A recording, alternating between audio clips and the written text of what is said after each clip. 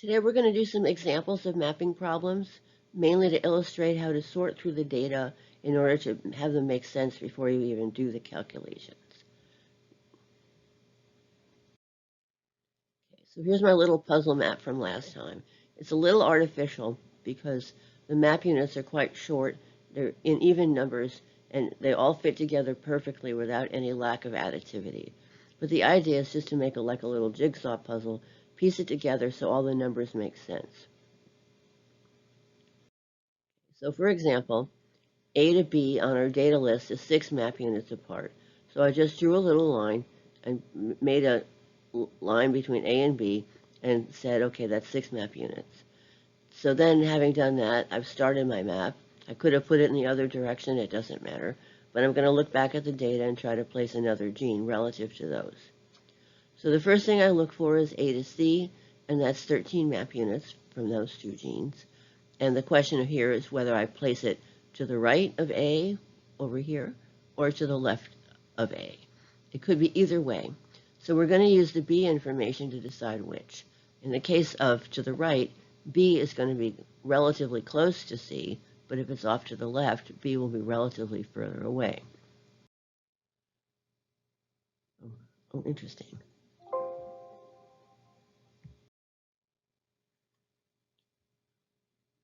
Okay, so we look at our map and we see that B to C is 7 map units. So C can't be to the left of A. C must be to the right of A.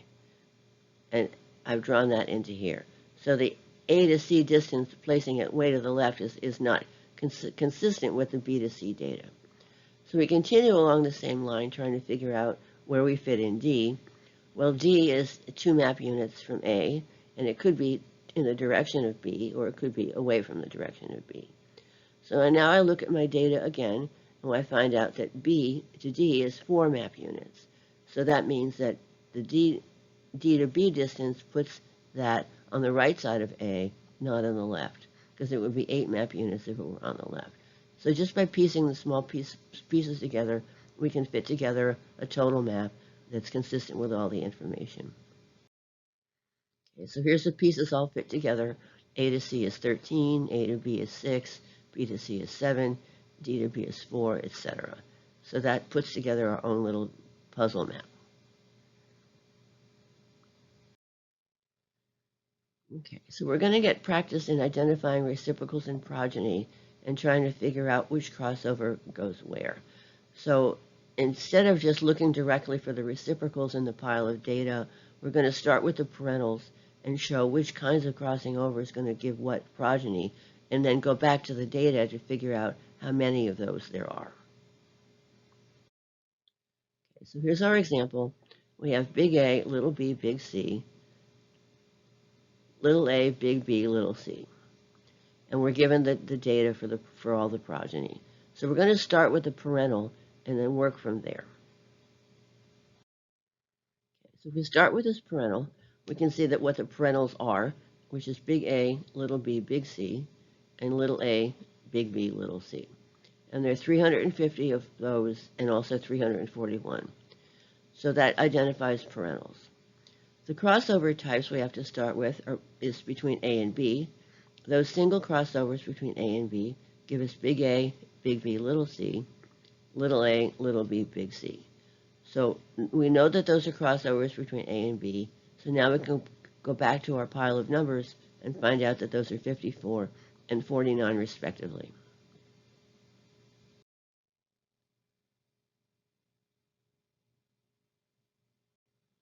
Okay, so now we're going to look at the next type of crossover, which is between B and C. We've got big A, little b, little c, little a, big B, big C represent crossovers between B and C. So we look again at our pile of numbers, and we see 98 plus 92. Then we can look at our double crossovers. We've got big A, big B, big C, little a, little b, little c as our double crossover progeny. So those are 7 and 9 of those. So now that we have all of our numbers together, we can just calculate. We know that the A to B distance is 54 plus 49 plus 7 plus 9, which works out to 11.9 centimorgans. And the B to C distance, again looking at our progeny, is 98 plus 92 plus 7 plus 9, gives us 206 total, or 20.6 centimorgans. So we can represent that as a map. We have genes A, B, and C all lined up, and the A to B distance is 11.9 centimorgans, and the B to C distance is 20.6. It's very simple once you know what to add. Okay, so now we need to discuss Drosophila and the fact that the nomenclature used is not the big A, little a nomenclature, but rather using the plus to designate the wild-type alleles and a very different way of writing crosses. The difficulty here is that the mutant phenotypes are given in the progeny, but not the wild type. So we have to fill in all the wild type alleles that are not given in the list of numbers, which can be very confusing. So here's our example. It's from Drosophila, and it's a heterozygous test cross involving 3 genes leading to yellow body, vermilion, brightly colored eyes, and singed bristle morphology. So we've got this pile of data in no apparent order, and we're going to have to sift through it to try to figure out what's what in terms of our map distances and our map orientation. So the first thing you always do is identify the parentals, and that in this case is we're going to have the yellow singed and also the vermilion. Those are our parentals. The double crossovers are the rarest ones. That's yellow and then vermilion singed. And the remaining 4 gamete or progeny phenotypes are the single crossover pairs. So in terms of writing, you need to realize, for example, vermilion is going to be a little v, but that same fly also has a body and a bristle phenotype, in which case they're both normal. So if you see vermilion, you write little v, but also y plus, sn plus, to imply that the actual only mutant phenotype on that fly is the vermilion eyes. And same for the others, like yellow singe, for example, is going to be normal for the eye color, v plus, and the y and sn written in lowercase without the plus means that it has the mutant phenotypes for those. Okay, so we look at the parentals and we know that's what the heterozygote started out looking like in terms of its genotype, but we don't know the order of the genes. So we can write the 2 parentals on top of each other with a horizontal bar indicating the chromosome. So the 2 parentals are the yellow singed, V plus, and the yellow plus singe plus V, written with the bar in the middle implying that the yellow singe are together on one homolog and the little v is by itself on the other, writing in the wild-type alleles in the same order. Now you're going to want to write the yellow over the yellow plus and the singe over the singe plus, etc. So you keep the alleles in the same order on the 2 homologs. Okay, now the problem is we don't know what the order is. We know what the configuration of the parentals are, but we don't know which gene is in the middle. So we're going to use the double crossovers to figure this out, and that will tell us which gene is in the middle, but also allow us to assign the single crossovers to their correct gene distance. Okay, so this is survival in a test situation. If you get all tangled up and you can't, for some reason, make this work, you can do the map distance calculations as long as you can identify reciprocals. So for example, we know from our pile of numbers that we've got yellow, vermilion singed, and wild type, which are reciprocals of each other. And we can look at the numbers and see how much those are. So we can say 53 plus 63 plus 3 plus 5 is 124, gives 12.4 centimorgans.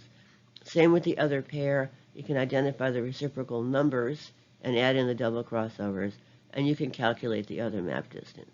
Now that won't tell you which map distance is which, but it will tell you what the map distances are, which is, survival strategy if you're taking a test and get all tangled up.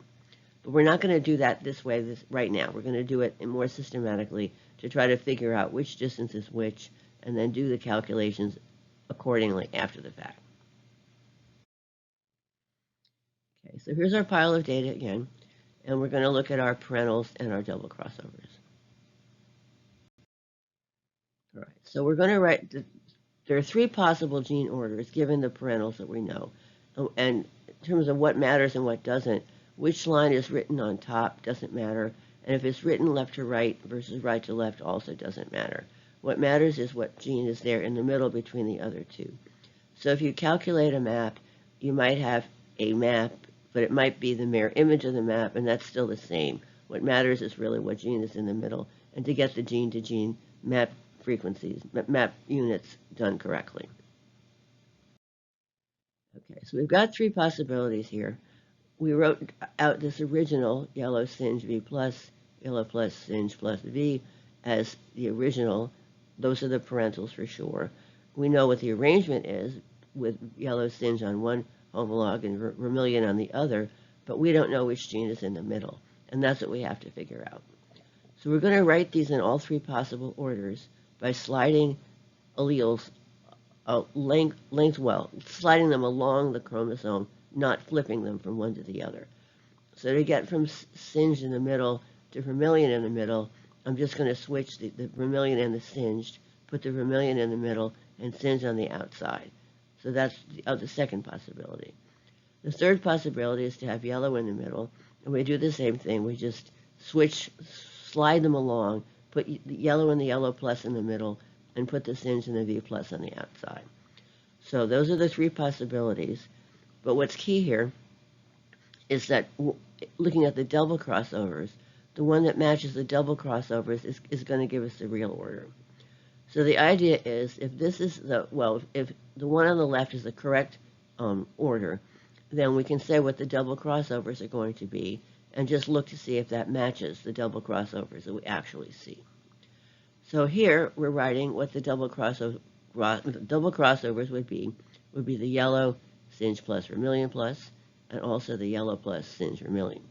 So that tells us what the double crossovers would be should this be the correct order. And it turns out those do actually match. That is, in fact, the correct order. And you'll see that on the next slide.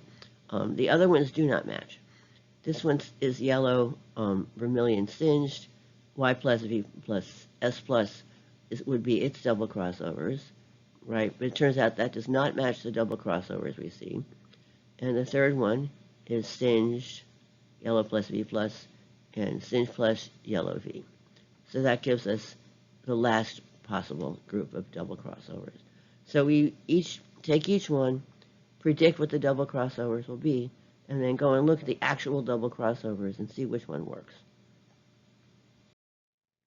Right, so here we are. The singe in the middle gives us V, and then the singe yellow together, and that is actually the actual double crossovers are the yellow and the vermilion singed. With V in the middle, we get all three mutants and all three wild types, and that does not match the double crossovers we see. With yellow in the middle, exactly the same thing. We do not get the correct double crossovers. They are not what we see in the pile of data. So singe in the middle is the one that works, and that enables us to actually calculate the map distances, knowing which distance goes with which gene distance, with which gene pair. All right, so here we are with this. We've got back to the original. We've got them written in the correct order and the correct configuration. And now it's just a matter of assigning which distance goes with which gene pair. So given this, we've got yellow, and then we cross over to singe plus V. Those yellow singe plus V, and then the yellow plus singe V plus. We look at our numbers, and we have 108 plus 95 plus 3 plus 5. You have to count the double crossovers too. And that gives us 21.1 map units.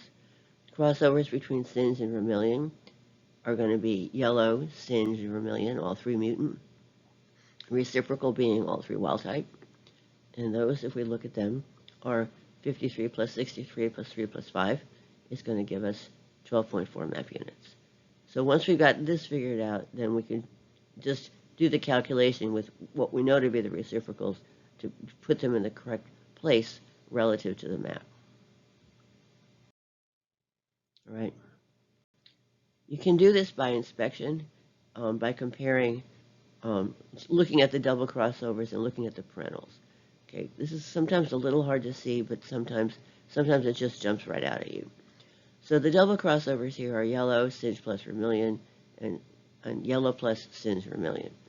Okay, looking at this one, we can see that the singed differs from the parental relative to the other two. Like the double crossovers got the yellow and the vermilion plus, as does the parental, as the yellow and the vermilion plus. But Singe has been switched. So it's the hardest to switch the middle gene, and if this is the hardest one to switch, that means that's the one in the middle. Same here. What's different here is Singe. We've got yellow plus V, and then Singe is plus minus, or plus mutant switched. So that would be our, let's say, working hypothesis for the middle gene. So the best way to do this is actually try to do it by inspection and see if it works, and get a hypothesis, and then check. Make the heterozygote, and then do the double crossover, and make sure that you're right. In this case, Singe is in fact in the middle. So it's not that bad. It's just a matter of, it's simple manipulation. Like, think of it like algebra. And that's, once you get used to it, it's really not that bad.